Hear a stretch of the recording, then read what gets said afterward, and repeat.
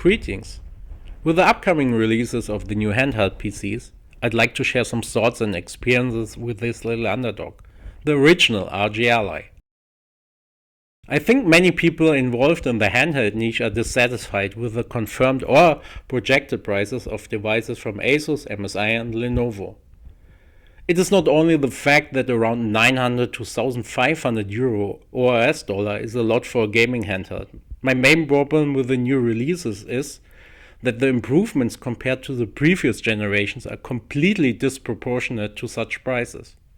You often hear that you should just get a Steam Deck instead, and while that can be a solid option, this thing is too, because it currently offers a very good price to performance ratio. Let's take the prices here in Germany as an example. A new Ally C1 Extreme costs between 400 and 500 euros, and in the US, prices seem to be similar. According to the first benchmarks of the C2 Extreme, it only offers a performance boost of 10 to maybe 20%. Yes, there are other weaker versions of the C2, but as things stand, they won't be able to compete with the C1 Extreme. I've been using the Ally since its release in April 2023, and the device is not without its problems, but in terms of performance, it is still almost on par with the new devices. But what else do I like about it?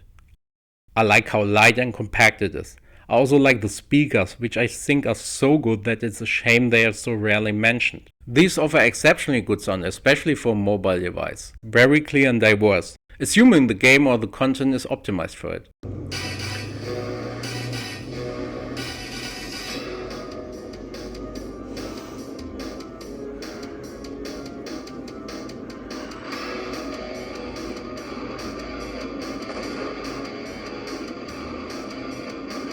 Unfortunately, the quality is difficult to convey in a video. I would need specific equipment for that. But it's definitely an underestimated quality feature of the device. The screen is technically competent with 120Hz and VR support. It will still be used in the upcoming Ally variants. But there are no improvements here either. I really wish the industry would finally switch completely to OLED and leave LCD behind.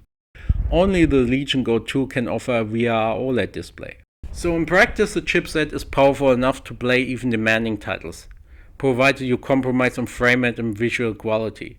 Only a few titles, like Returnal or Monster Hunter Wilds for example, demand a bit too much to be fully enjoyable in my personal opinion.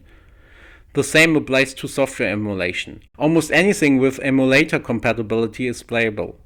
In my experience, there are only a few PS3 and Xbox 360 titles that are a bit too demanding on the device. So, and what's not good? There are essentially two known issues here. The battery life is poor and the SD card reader tends to overheat. This is really a bummer. And it's also the reason why Asus extended the warranty to 2 years in the US. There were actually some issues with the RMA process, especially in the States, before Steve from Gamer Nexus really put the pressure on them. There's a link in the video description. It's very interesting.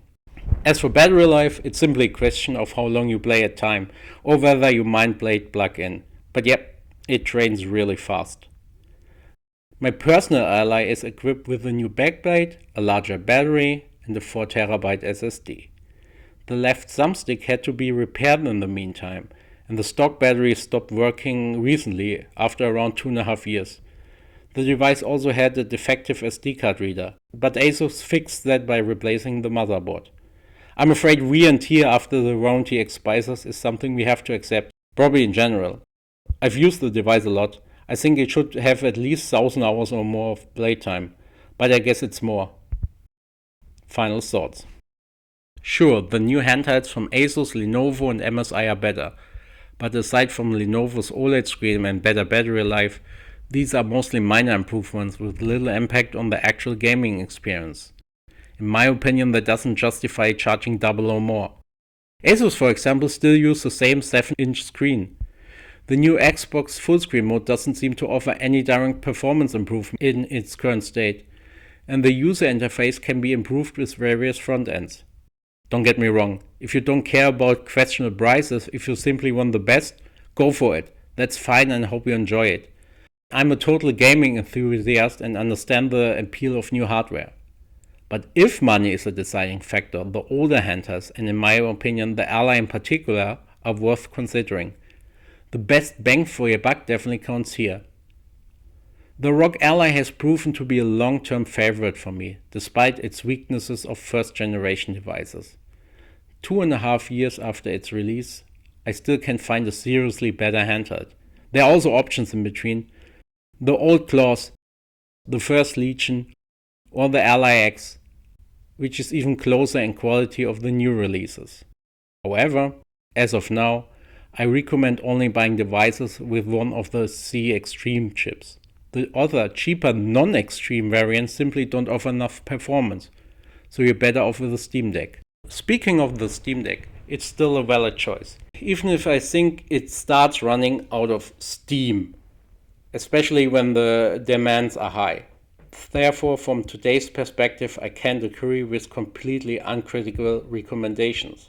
Even though the deck is extremely popular and always worth considering, and the OLED screen looks really fantastic, you have to be aware there are now several more titles that overwhelm the aging hardware. And where everyone loves SteamOS, you can install the functionally very similar Bearside on a Windows system.